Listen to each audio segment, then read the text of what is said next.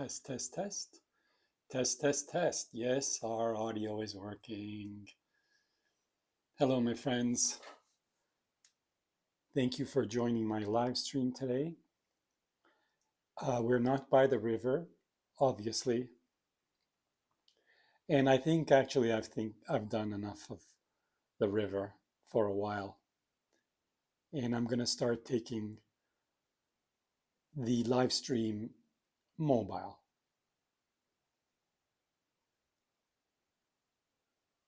So today we're live from an inside of a room looking out at a village property. It's not just your regular village property. It's my neighbors who have both died from COVID. Unfortunately, they were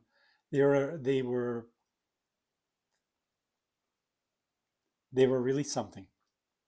At their ages of 85, 90, they were chopping wood, making moonshine, uh, growing stuff, and they loved each other. I've never seen old people that in their age of the high 80s respect and love each other as they did.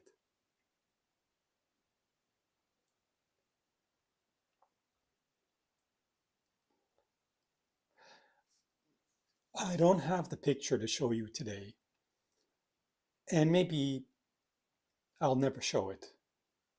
But when his wife next door, I called her Nana. She was just an incredible woman. She remembered everything about me as a 1-year-old. How much my grandmother loved me, and how much I loved her, I guess, and how she took care of me for a while. My mom was still here. She wasn't too far, but we would sit outside near the well. See the well over there? The well. And she was like Google Nana. She remembered every detail. I left after a year old and went overseas with my parents and never really got to know my grandma until I moved here. And even though she was gone, she died. Uh, Her house here and every detail that I photographed, it tells me who she is, who she was, who she is. And I feel her spirit in this house. They were good friends.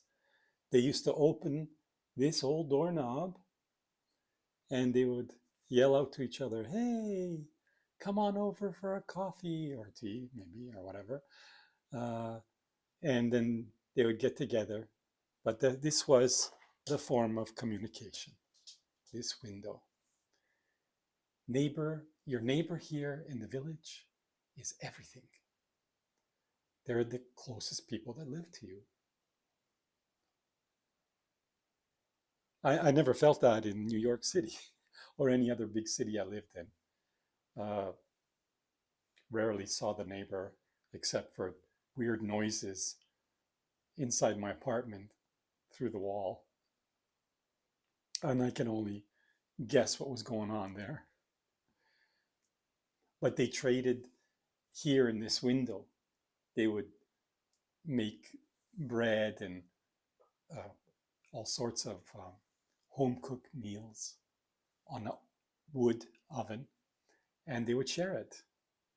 They'd say, "Hey, I made some patichkin or whatever it's called, and come have some," and they would trade. So this window here, it is a portal to friendship, to love. Sadly, there's no one to love next door. I always used to keep an eye on them. And then all of a sudden and they kept an eye on me too.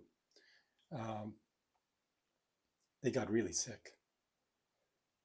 And the ambulance came, and the ambulance drivers, they needed an extra person to lift her, to lift the grandma who lives across, um, to lift her into the ambulance. I'm like, can't you guys lift her in the ambulance? And so the three of us put her in, and I told her, don't worry, you'll be okay, you'll be back. I'm going to go to the hospital and make sure that I bring you back. And she was just kind of doing one of those, like pain, pain sounds. And I looked at her and I said, do you understand what I'm saying? And she was like, okay, son, okay. Dobro, she said, dobro, sine, dobro. And off the ambulance went, and she died on the way to the hospital. COVID. Several days later, I think it's about 14 days later, her husband, I called him Chika Slavko. Chika means Mr., like an older Mr., and Slavko was his name. And I saw some movement over here, not realizing what was happening. There was, I took my camera out to see what was going on. I should have rushed over, but I just thought, oh, I wasn't sure. It was a split second, really, a split minute, let's call it. And Slavko was being carried out while he was walking by his granddaughter. And on the other side was an ambulance personnel completely covered in that COVID protection white outfit with the, with the mask and the whole bit. And as I saw this, my instinct just leaned on the shutter. And it was like, pop, pop, pop, pop. And that was it. And put the camera down, rushed over. And by that point, they're literally putting him in the ambulance. And I was like, what? And I didn't have anything to say. And off they went.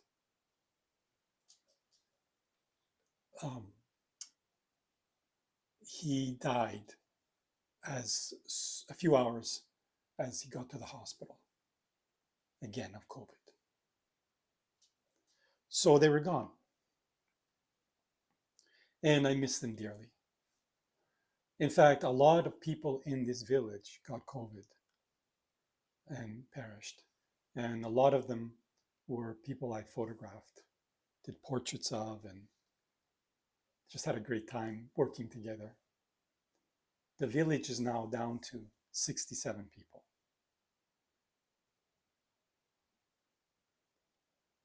That photograph I keep for myself. I never showed the photograph to the granddaughter, who's a grown woman and has kids and stuff like that. It's very upsetting. But I look at it, and it's one of the photographs of a collection I have that I don't show anybody. It's for me. It's for nobody to see but me. And I know how much we love taking pictures, sharing them. This picture, haunting, it's haunting for me. I won't show it to anybody. I'll talk about it. But I'm keeping it to myself. When I look at that picture, We all know about the Grim Reaper coming to get you when it's your time. And I look at the photograph and I thought, oh my God,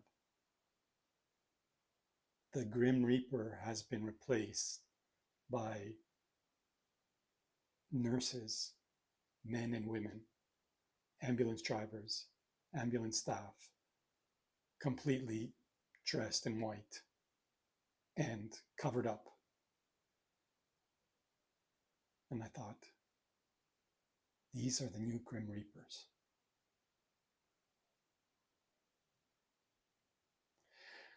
Listen, thank you very much for coming by. So let's have the thank you sign. Thank you for watching. Got to get rid of that schlocky thing. That's part of the Made with Switcher app. Excellent app. Its time is limited with me.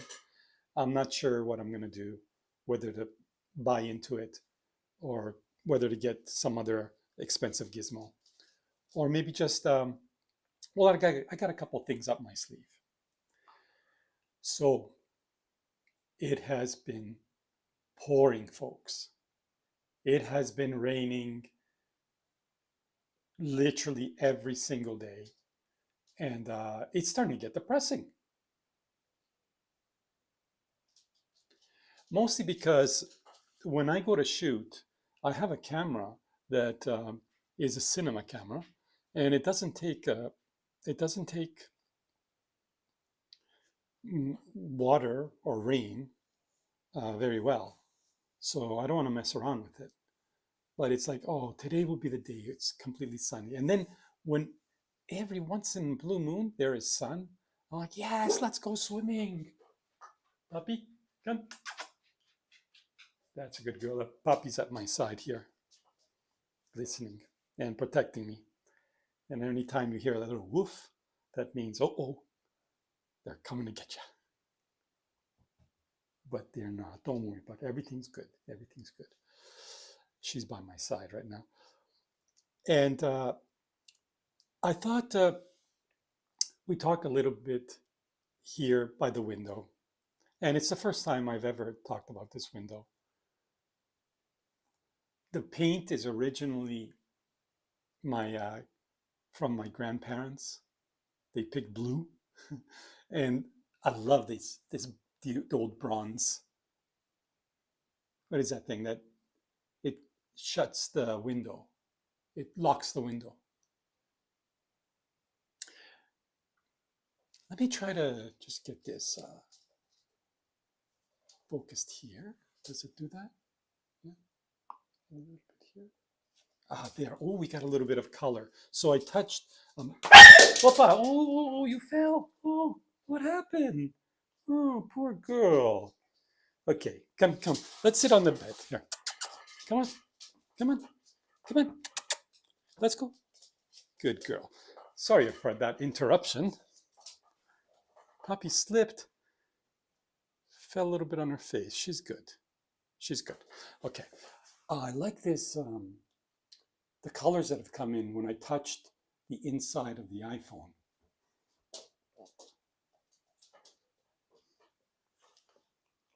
They're a little bit saturated. That's nice. Anyhow, today I thought I'd talk about this week. Last couple of days I was surfing the net, and I thought, let's see what we have here from me floating around, see what, what's selling, what's being published. Mostly what's being published. The selling part is great, but I like to see what's published. So I thought I'd talk about some of the pictures. I came across this one here. There we go. Yeah. So, oh, the switcher app thingy is right over it, but it's National Geographic. And it's a man in the middle of this ginormous pile of computers and a couple other electronic computer-like things. So while I was in New York City, New York City has this thing where it's like, uh, recycle all your computer stuff, and it's a green day or something like that, they call it. And what happens is everybody comes and gives up their laptops and their computers. And I thought, okay, they made good images. I shot it for um, uh, an agency called Getty Images, and they were okay pictures, right? But I thought, but where does this stuff go? We never see where it goes. We see the highlight pictures of people giving their computers up, and they're good news pictures. But so I decided to follow um, where this stuff went. And I asked somebody, I said, hey, where does this stuff go? And they said, oh, it goes to this little place in a small little, um, I think it's Connecticut or something like that, some beautiful small town. So I went out there and I followed the trucks, and I thought, wow, it's all like lush green, um, and beautiful nature. And there's this building. So I walked into the building and I thought, yikes, how do I do this? And I got to talk to the owner, the CEO, the owner. I said, hi, I'm blah, blah, blah, Zoran Milich, and I'm doing these images, and I'd like to see in your factory where they go from here. And the guy said, oh, nobody's ever asked us that. I said, okay, let me be the first. Anyway, they gave me the run of the mill. It was toxic as heck, let me tell you. So every computer that came in, they had a spot where they took the computer apart, and these parts went here, and these parts went there, and then it was all packed individually, and off it went to China. And I'm like, well, what do they do with it in China? And from what I understand, they recycle it and sell it back to us. So I guess National Geographic did um, a piece on where does the all the computer parts afterlife go to, and their main picture was this one here that I shot, where this man is actually taking. Well, what's he doing? He's measuring something, and it is nice to appear in National Geographic again. The moral of the story as a photographer is, don't just stop there. Don't just stop at one place. Follow it. Go with it. Be curious. Curious George. Does anybody remember that book? Little Monkey Always Curious? Well, that's what you need to be. You need to be Curious George. And in this case, there's many, many other pictures in this factory that have been published all over the world. But it's cool to see something going to National Geographic. Maybe it's because it's just a photographer thing. But yeah, so follow the stream, like the river that we have been going to all the time in my live streams. And I show you the river, and we talk about the river, and I guess we kind of meditate, sort of, by the river. But be the river, follow through, follow through all the way, and you'll get to your destination. And in this case, it was this picture.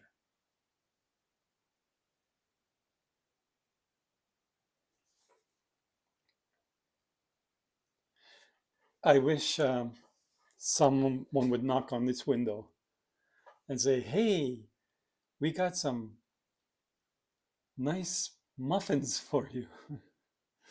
I could use a muffin. Yeah. It's become very lonely in the village. And I've been working on a book for the last, oh my God, it's over 3 years. I think it's even more, about the village and how it's disappearing. It's my first serious personal work, and I put everything aside to do it.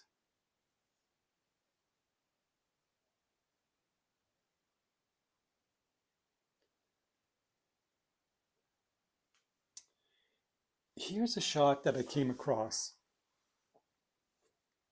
in the last couple of days. Again, these four, what is it, four shots that I'm showing you, they've all been found by me um, during keeping out of during keeping dry.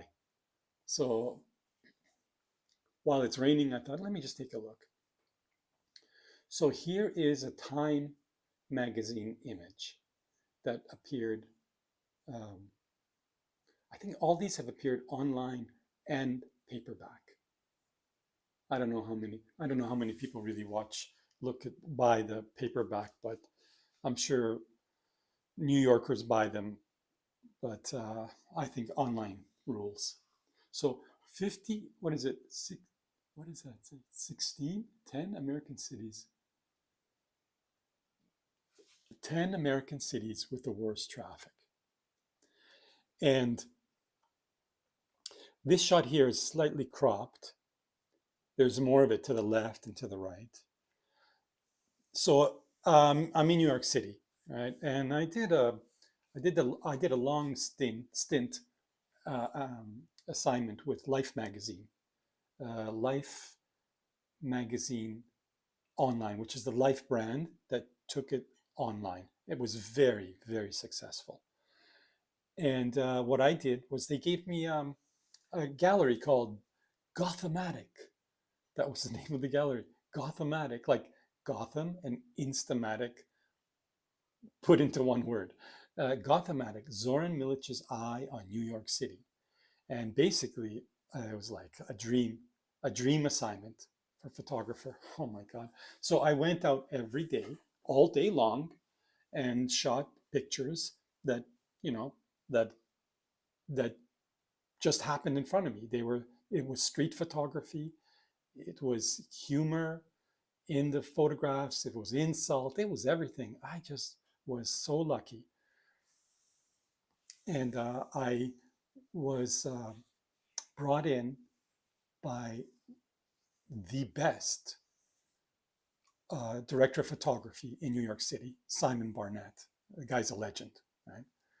And the publisher at that time, the publisher in chief, no, wait a minute, the editor in chief, um, Bill Shapiro. Wow, what a talented man that is. Bill Shapiro, the team of Bill Shapiro and Simon Barnett together, putting this Life magazine online was historic because it was the last part of Life magazine. And, um, and so basically, I was the last published photographer for Life magazine. And anyhow, so I'm looking for these pictures.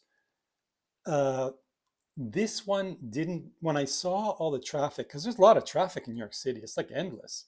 But this one shot, um, I had, so normally with my Life stuff, everything was 24 millimeter, okay, lens, always the same, never, nothing different. Um, and two different bodies, a Canon and a Leica body, Leica rangefinder electronic body.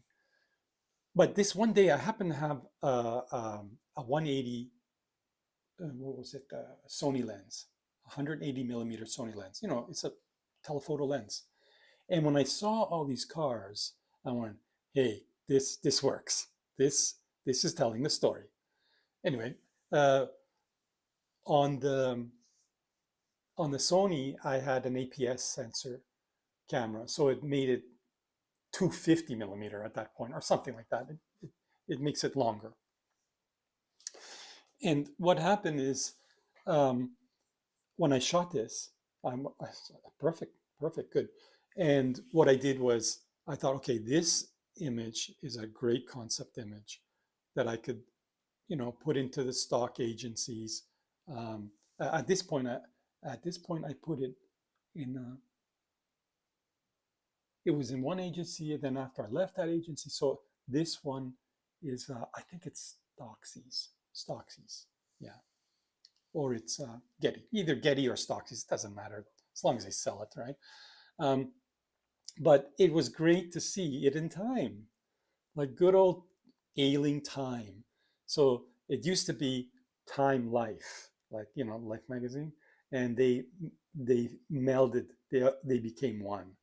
Yeah, so these are huge, huge archives. So they use the pictures that we shoot.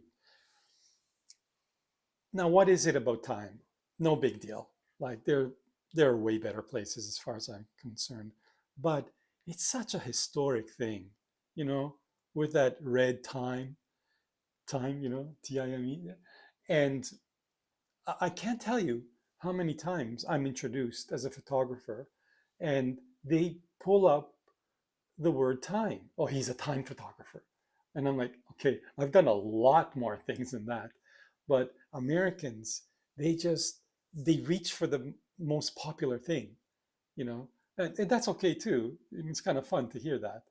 I'm also a four book best-selling children's book author, uh, and the theme is all the city, right? But that never gets mentioned, even though the books are at the MoMA and the Guggenheim Museum. Like, wow! But no, no, no, you're a time photographer. It's pretty crazy. The point is, as as a shooter, whatever you're shooting, in this case, it's city stuff, right? Um, Wait for it.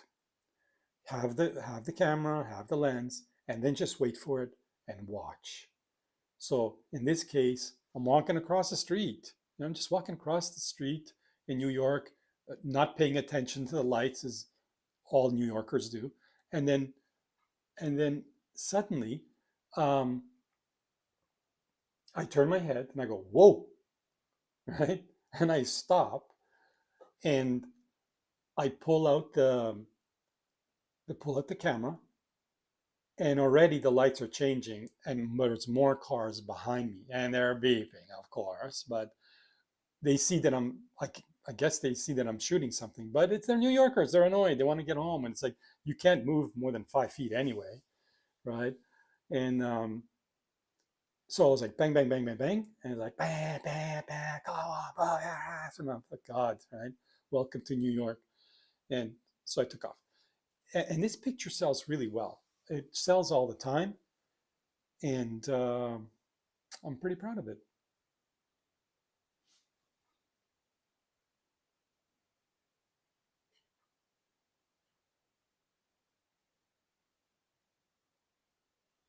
How do we get rid of this thing?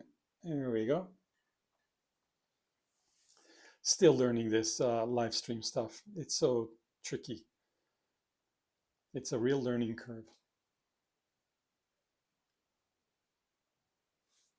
Let's go to the next one. Oh, this was funny when I saw this. So it's all in Japanese. First I thought it's Chinese, but then I realized it's Japanese.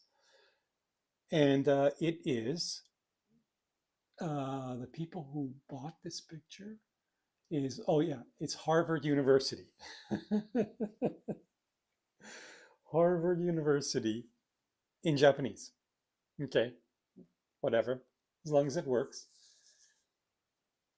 I love urban detail while I was in New York City. I was there, I think, I don't know, 10, 12 years, something like that. I pretty much traveled all over the world. Grew up in when I left the village, I went to Toronto, Canada, with my parents. And there I got an interest in cinematography. And oh, I loved cinematography, my God.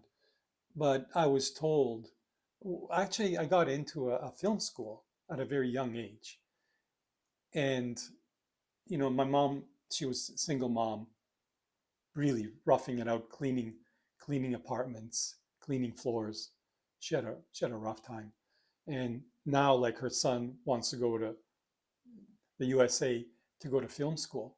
So she said, let's ask, the community leader. They had like a community leader. Um, and she basically said, her name was Mrs. Green. And I hate that. I hate her name and everything about her. Uh, she said, you know, Mrs. Milich, the cinematography and film is not for our people. I won't say which people, so we don't get racist here. Um, and this is not for our children. And what a bunch of nonsense that was. And we walked home, and she said, I don't have, like you see, you heard what Mrs. Green said, and Mrs. Green was really full of shit. Um, I would never do that today with my kid. Like whatever she is interested in, I'm all behind her. I'm all supportive, 100%, and I'll do everything and anything to help her out. But no, Mrs. Green ruled. Anyhow, I I shot this in Rio de Janeiro. It's an elevator. I spent a couple of years in Rio de Janeiro, and the those retro elevator um, lights, the up and down, they just like that's it. That's the shot. You're either going up or you're going down. And I shot the up.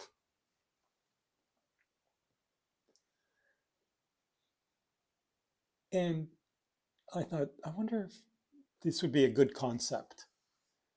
And it clearly was because it sells all the time. Even for the Japanese version of Harvard University. There you go. That's pretty crazy.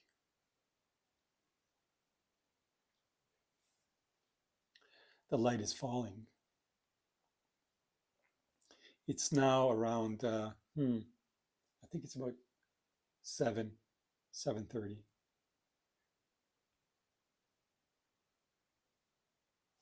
I love this. I love this, the wood barn and these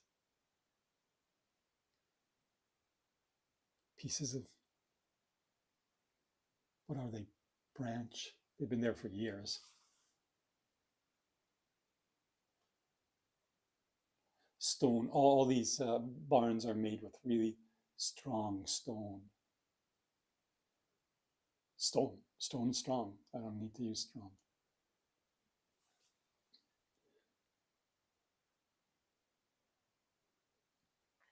Let's go to the fourth and last picture today. I feel like I'm talking way too much about my work, but maybe I could somehow share with you my experiences so you can have it. They're like gifts, stories. Instead of the regular YouTube thing where I play music and I do cuts, clever cuts and edits, and it's a lot of work. And I admire those people that do it, but man, it's a lot of work. For me, the bottom line is, um, I'm a professional photographer uh, with 30 years of shooting, 30 years and more. And instead of making videos of how to be a photographer or what equipment to use, my thing here on these live stream is to go live, to be here and now, and to share experiences that you could take and maybe think about how you could apply it to yourself and your photography. And as far as I'm concerned, there are no rules. There's no rules in photography. Yeah, you should get the exposure right, but the camera does all that. And then you can go further with the Lightroom, and you can do all sorts of stuff with it. But for me, it's capturing the moment is the most important thing. And seeing what you're seeing because you see it. Nobody else. It's you. It's all about you. And when you show me a picture, a photograph, I see not only what you shot, but I see you. I see you, the creator, not the end product. Yeah, the end product's there, but I want to see you. And the same with yourself. Why did I photograph that? If you flip it from, oh, it's a good photograph, and if you flip it to, wow, that's me in that shot. That even though you don't appear in the shot, it's like a selfie.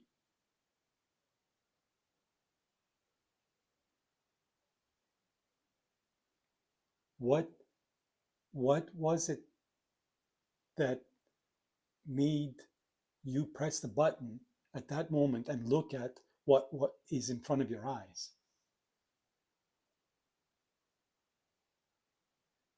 Interesting. Interesting. Okay, last picture. Okay. Oh boy, was I excited when I shot this in a toilet in an airplane. This was run by Yahoo. Is it Yahoo? Yeah. And so I walk into the bathroom. I'm flying overseas. I don't know where I was flying, but I was flying overseas. I remember that. And I had a terrible back. Oh my God, I had one of those herniated discs. So I had to literally one flight. One flight. I don't think it was this one. Maybe it was. No, no, I don't think it was this one. Um, I literally had to stand up from where was it? I flew from Toronto or New York to Italy, Italia. Yeah, I had to stand up through the whole flight. What a pain that was, because I couldn't sit. It's terrible. And I always tell photographers, anybody, but especially photographers, watch your back, man. Watch your back. Take care of it. Don't overload it. And if you if you start seeing things that are not right, uh, uh, take care of it right away. So there I was standing, standing in the airplane. Signora, please, if you must sit down. I'm like, I can't sit down. My back hurts. Oh, the back hurts. Ah. And then they tell the other stewardesses, like, hey, the back hurts. And they're like, oh, the back hurts. Ah, yeah, we understand. No problem. You want something to eat, something to drink. I'm like, so they're so kind enough to give me food besides the food that they give out, because I'm standing there like a stiff. Anyhow, always carry my camera with me, whatever camera that is. Um, I started off way back with a Practica. That's way back. And then moved to, what was it? It was a Zeiss. I think it was Zeiss. And then that was short lived. And then as I became pro, I I I got my first job at a newspaper called the Toronto Star, which was Canada's biggest newspaper, where I used a Nikon F3. I still have that camera. I still have that camera. I still have that lens. Um, and I adored that camera. It was a film camera. And then as I moved on, um, I ended up getting Canon gear because they had the really long lenses. Oh, no. So before I moved to the Canon gear, I shot with a Leica rangefinder M camera, a film. Oh my God, I did such interesting work with that camera. Jesus, um, leave him out of this. But I shot images, black and white images of so many people and places, Haiti, uh, Czech Republic. Oh, no, it was Czechoslovakia then. Oh, I covered so much. I shot young Mike Tyson, 19-year-old Mike Tyson. That was one of my memorable Leica shoots where I spent 4 or 5 days with him just with this little camera, right? And then I did a lot of commercial work again with those cameras where um, I remember one baseball player. I was photographing him off season, and he took a liking to me, and he saw my two Leica cameras taped up. I always taped up my cameras so they look like crap, and so they wouldn't get stolen, right? But if anyone knew those cameras and the lenses I had on them, they would stick a knife in my side right away and take the cameras. Um, so, and then I moved to later on when I went to the U.S. I moved to the what do you call those Canon cameras because they were super fast and they had really long lenses. And I joined uh, an agency called All Sport USA, and they had the best sports photographers in the world. I did features for them, and uh, I features with baseball, no, with a lot of football players, um, baseball players, a lot of all the stuff that was in Southern Florida. So I did really well, and the stuff would appear in, oh yeah, what do you call it? ESPN, the magazine, big double pages, and then there would be like Sports Illustrated. Oh my God, it was it was it was fantastic. It was just fantastic. And those Canon cameras, they were just next to none when it came to sports. Later on, I just um, I used Canon through Life magazine, and then after I noticed my eyes started going, my poor eyes, and I bought the first Sony when Sony had one lens, and it was Sony, Sony, the first one, the 7. And you know what? I still have the two Sony 7s. Don't I? Little bit of advice: don't rush for the latest camera. Like there are still cameras out there with a great 24 megapixel lens that you don't have to spend all your earnings on. Just start off with that. And like today, I use some really hot equipment, but I still use my first Canon. Oh, sorry, my first Sony A7s, and those A6000s. I bought two of them, and I remember the press corps on the streets of New York were like, "What is that thing?" I said, "This thing, this thing is like the big secret." I'm like, "Well, how fast is it?" And when I showed them all the stuff all the stuff it does, soon after that, there was a lot of Sony shooters. So really, I'm a Sony OG, but I waited a long, long time to move to another camera, another Sony camera, after the A6000s and the A7. Okay, now getting back to cameras and toilets on airplanes. So I saw this picture on Yahoo, and I walked in a toilet, and I'm like, okay, what can I shoot in here? So wherever I went, even if I had to go get some bread at the at the local store, I took my camera. You know, my archive is basically my life. You know, I had to drive my kid here, and while I was driving, oh, look at that picture. Oh, look at that. Or details of my I'm on empty. Okay, click, or then grab some gas. Boom, I'm on full. Click. So it was always going from point A to point B in my life, unplanned. Like living. Um, there were pictures. And those pictures today still sell. Okay, now the stuff that, from what I understand, mostly sells, it's this lifestyle stuff, where they get models and they get models, and they do fake setups, and that stuff is the most popular lifestyle, they call it, right?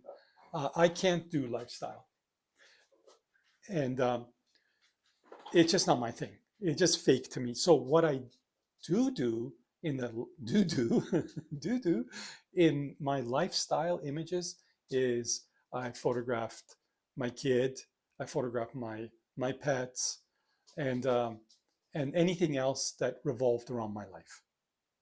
Right? My archive is my life, and my life is my archive. Sorry, let me just let old Poppy outside so we can continue this. Okay, there we go. She's doing her regular run, making sure that everybody's safe. So I walk into this toilet and I look around, and the lens I had is a beautiful lens. It was a 50 millimeter, um, 1.8, I think it was. Oh, it was a gem of a lens, and I shot it completely wide open. And I thought, okay, well, what to shoot in here? And you see where it says "return to seat," because I clearly spent too much time in the toilet trying to get a shot, and there's some nasty turbulence coming around. And I thought, yes, return to seat. How many times do you go to the bathroom and you're on an airplane, and just when you're like, oh, okay, I need my moment, it's like, ding, return to your seat, right?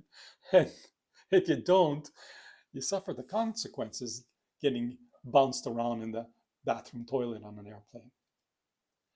But this picture was taken a long time ago, and I was surprised to see it. And at the same time, it brought me a lot of joy because I thought, oh, my beautiful Leica and its lenses, I adore it. I bought the first electronic Leica. It was okay-ish. It was okay-ish. The lenses were always fantastic, but the body, it sucked.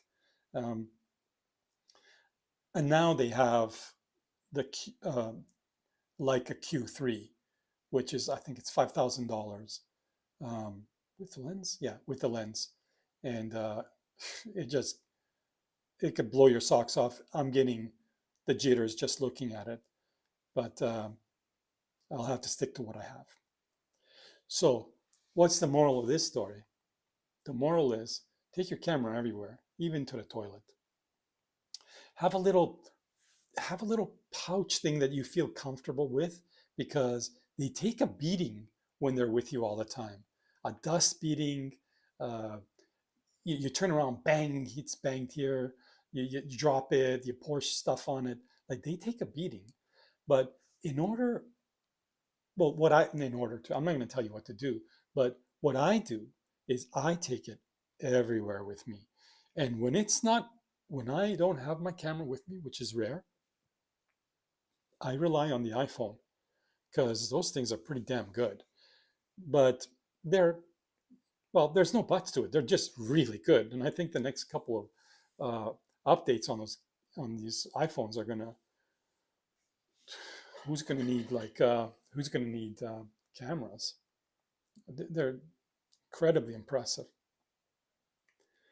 Um, can you have the control you have with the camera? No. Right? And when you shoot outside, there's a lot of light. There's problems with that. But as a backup, it's fantastic. The other thing is, you never know where your shot is waiting for you. Like, like I can't plan. I didn't plan. I never planned anything. It's like, okay, I'm taking the camera with me. What I walk into, I walk into, and when I walk into it, I will recognize it.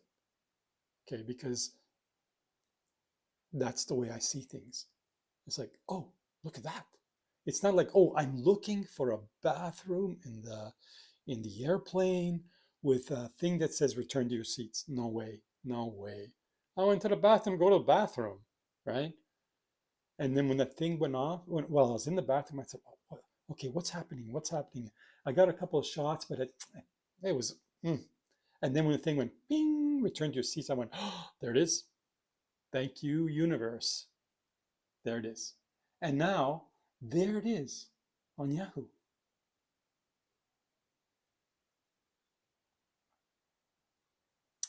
Well, it's getting late. I can actually see myself. Thank you so much for listening. And once again, thank you so much for those who watch the replays. And I hope I have enlightened you with my stories a little bit, just a little bit, so you could carry the torch and the camera. Don't forget the camera and do your thing. So I'm really, really happy to be able to take this technology. Thank you, Steve Jobs, and YouTube and Google for allowing me to express myself and share to you wonderful, wonderful people and photographers.